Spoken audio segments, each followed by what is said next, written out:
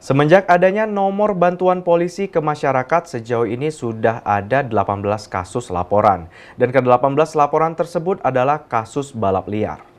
Kapolres Lubuk Linggau AKBP Harisandi menyampaikan, semenjak adanya nomor bantuan polisi atau Banpol, banyak pelaporan yang dilaporkan masyarakat melalui Banpol tersebut.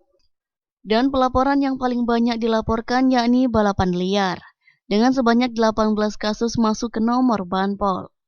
Kembali Kapolres Lubuk Linggau menambahkan, tidak akan berhenti untuk membubarkan serta menindak para pelaku balapan liar.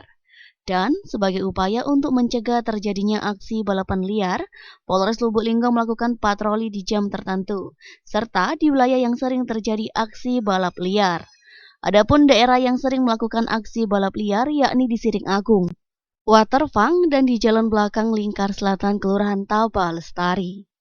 Selama ada ini Banpol, bantuan polisi yang kita edarkan ke masyarakat maupun kita tempel di pusat keramaian, itu yang paling menonjol, yang paling banyak dilaporkan adalah kasus Bali.